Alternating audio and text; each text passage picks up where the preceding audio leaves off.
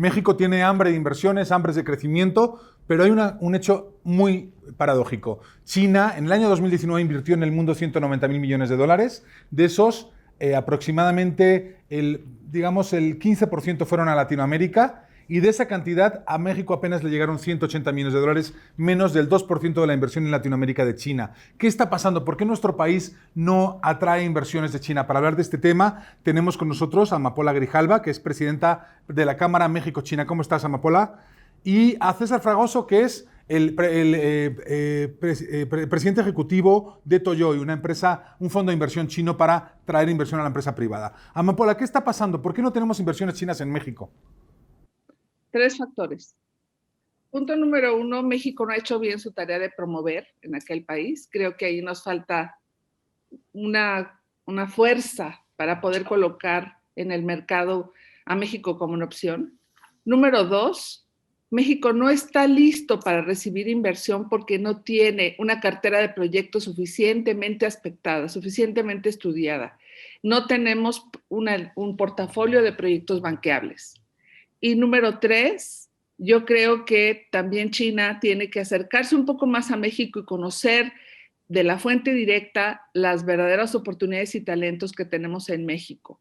Ellos también tienen mucha información que no es exacta, que no es correcta, y ahí pues también necesitamos recibirlos y facilitarles la llegada. César, tú que estás en una empresa china, creo que también hay otro elemento, y es que la inversión china ha tenido varias etapas, ¿no? Y cada cual, y México no se ha adecuado muy bien a esas etapas de la expansión china en el exterior. Sí, así es, fíjate, una puntualización, coincido con Amapola. Nada más hay que puntualizar un poco lo que es el Greater China y lo que es China, la República de China. Tenemos nosotros inversión china en México bastante, de lo que es Hong Kong y lo que es Taiwán, que es la inversión que nosotros conocemos tradicionalmente como inversión china en manufactura, etcétera. Tenemos muchísimos años y una gran inversión en la parte de Hong Kong, en la parte de Taiwán, inversiones en manufactura. La empresa Foxconn, que es la que hace los iPhones a nivel mundial, tiene 6 plantas en México. Hay otra serie de empresas que tienen más de 20 años en México, igual taiwanesas. Entonces sí hay una inversión china, vamos a ponerle así. Claro. En el caso de Taiwán no se registra como inversión de Taiwán porque no tenemos relaciones diplomáticas con Taiwán, entonces entra como inversión americana. La verdad es que la inversión taiwanesa en México no se registra como de Taiwán, sino se registra como inversión americana. Entonces tenemos ya un flujo desde hace muchos años, pero sí, estoy de acuerdo contigo, es mínima, raquítica la que nos lleva lo que nos llega de China continental. Ha tenido muchos momentos, como dices. China creció en un periodo muy corto exponencialmente, entonces realmente sí no compaginábamos lo que buscaba China en su momento en la gran expansión de infraestructura que tuvo China, pues es complementar y acercarse todos los materiales necesarios para esa expansión exponencial que tuvo, entre ellos acero, gas, minerales, mineral de hierro, etcétera.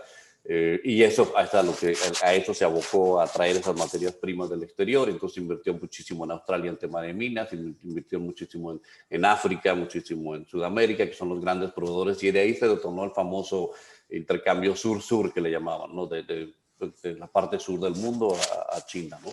Entonces ahí sí no teníamos nosotros esas, porque como sabes también la ley, particularmente en el tema de minería, en México pues es muy similar a la de Pemex, o sea, todo lo que está bajo el subsuelo es propiedad de la nación.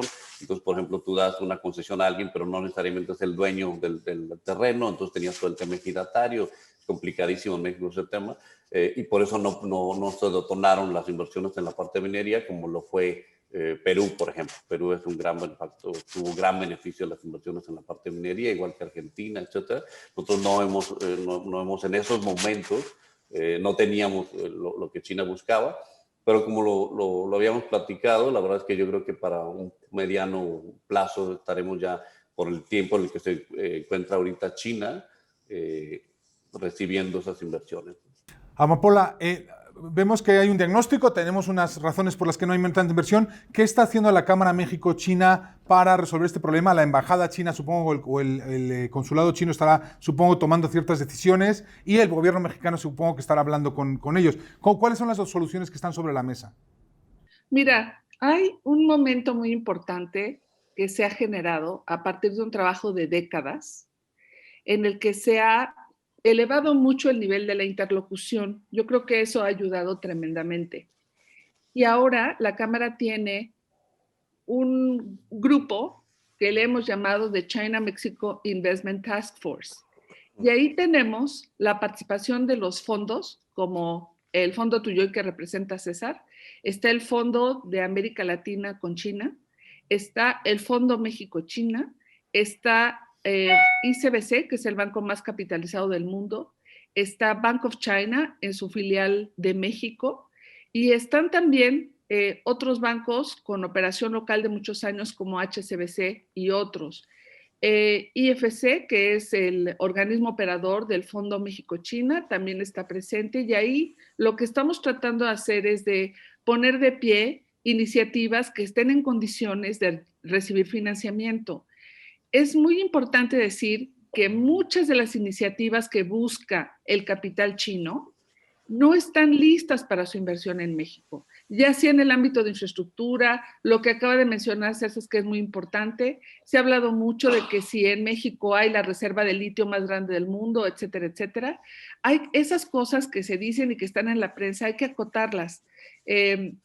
Sí se han otorgado concesiones, pero para su explotación estamos todavía un poco lejos porque sí necesitamos hacer los estudios detallados, no solamente estudios de mercado, sino estudios técnicos, por ejemplo, los proyectos ejecutivos para el caso de algunos proyectos que ya necesitan Por ejemplo, una inyección de capital. un ejemplo, Amapola, pero ¿quién tiene que hacer eso? Cuando decimos tenemos que hacer, ¿quién lo tiene que hacer? ¿Banobras, el gobierno del estado donde se va a hacer el proyecto, el gobierno federal a través de la Secretaría de Economía? ¿Quién es el responsable de tomar esto? Antes, en el pasado, esto lo tomaba ProMéxico. ProMéxico, por diversas razones, ya no existe. ¿Quién toma esta responsabilidad? Pues esa es la gran pregunta. Nosotros estamos proponiendo que sea una mezcla de recursos públicos y privados. Pensamos que esa es la forma de sacar, como decimos acá nosotros en el gremio, el pato al agua, ¿verdad?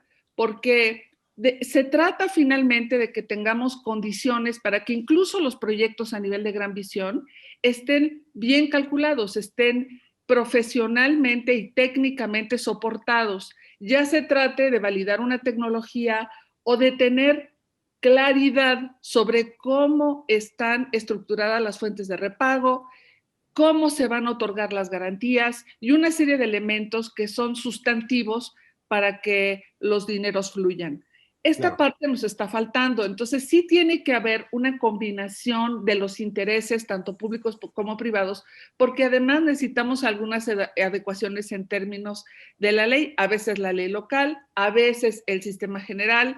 Hay algunas cosas que se están anunciando como que van a pasar, los cambios, por ejemplo, en la ley del sector energético, bueno, perfectamente claro, el mercado de la electricidad con fuentes renovables está en un proceso de revisión. Obviamente la inversión en ese sector se restringe, la inversión en ese sector no llega, y entonces ¿a dónde la vamos a derivar? ¿A dónde la vamos a derivar? Porque los recursos están, los fondos se acercan a México.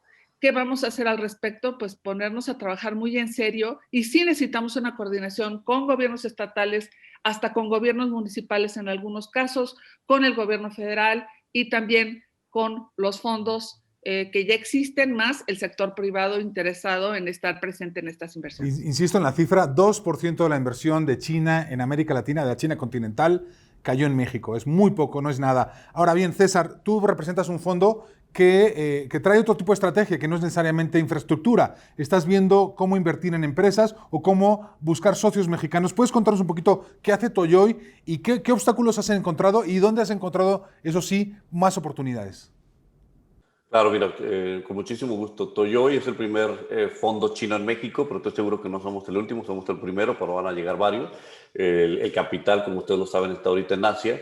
Toyoy es un modelo muy sui generis que tiene 30 años operando en China, y lo que hace no es un proceso de incubación, es un proceso de aceleración. Buscamos empresas que ya tengan de 1 a 5 años establecidas, que vendan entre 5 y 10 millones de dólares anuales, lo cual para una empresa pyme tampoco es tanto. Y lo que hacemos es buscar, targetear en México empresas pymes que tengan esas características para llevarnos el negocio a China, para aprovechar el crecimiento de China, el crecimiento económico. Y la gran noticia pues, es que la empresa mexicana no tiene que invertir. Nosotros le buscamos el socio capitalista y en China nos volvemos socios de ellos. Nosotros, Toyo, nos quedamos con un porcentaje de la sociedad allá, igual el socio operativo, y le damos a la empresa mexicana un aproximado entre 20 y 30% de la sociedad y arrancamos, aceleramos, le llamamos el negocio en China. Esa es la primera línea. La segunda línea, traemos dentro de los 30 años que tenemos de fondo, hemos incubado o acelerado una serie de empresas que ahora ya están listas para salir al extranjero y le estamos buscando un socio mexicano. Muy bien. Amapola, hemos visto ya un diagnóstico, ¿qué es lo que pasa? Vemos la oportunidad, traer inversión, empleos, tecnología. ¿Cuáles son los siguientes pasos de ese México-China Investment Force? ¿Por dónde empezamos? ¿Por dónde debería empezar México para atraer esta capital? Mira, yo creo que tenemos que ser muy claros en que las decisiones corporativas llevan asociadas una decisión muy serena, pero muy clara de que si quieres atraer la inversión de China, tienes que pasar por los pasos necesarios para que esta asociación te lleve al resultado correcto. Los sistemas de ambos países son completamente disímbolos. Entonces, sí tenemos que hacer una adaptación, sí tenemos que hacer el trabajo. Decimos tropicalizar, yo diría, pues, adaptar totalmente a un mercado financiero diferente, que tiene además una serie de métricas y de razonamientos, de raciocinio, que necesitamos hacer el trabajo de adaptar para que estén listos para recibir el capital de China. Entonces, lo que hace el fondo y la Task Force, y como lo que acaba de explicar César, como lo que hacen otros jugadores, es inducir, pero también necesitamos educar, ¿verdad? Tanto al inversionista como al que lleva el proyecto, a que tengamos este encuentro de trabajo y que hagamos este alineamiento tanto de las tesis de inversión de los fondos con las políticas y las formas en que están estructurados los proyectos, como en la administración de las garantías y las estructuras que se tienen que poner para garantizar que la inversión tiene una fuente de retorno. Eso es lo que hace China-Mexico Investment Task Force. Entonces, lo primero es invitarlos a que se acerquen a nosotros. Necesitamos analizar, estudiar cada proyecto y hacerle un traje a la medida. No solamente se trata de temas que tengan que ver con infraestructura. Aquí tenemos que hablar en general. Hay muchas empresas tecnológicas en México que tienen emprendimientos que pueden ser muy atractivos. Tenemos algunos casos de éxito y ya podemos seguir una ruta para seguir avanzando, e incluso la Cámara tiene un curso que hace con la UNAM, con la red OTT, con HKTS, que son entidades del gobierno de China, y otras entidades paraestatales, para preparar a las empresas y penetrar en estos mercados de manera eficiente. Existen de México también en China otras iniciativas, como el Hub de China, que maneja el TEC de Monterrey. Son elementos de incubación y de aceleración que podemos poner a la mano de todos y cada uno de los que nos escuchan para que tengan abierto el camino para atraer la inversión de China o para llegar a China y tener éxito. Muy bien, muchas gracias, César Fragoso, Amapola.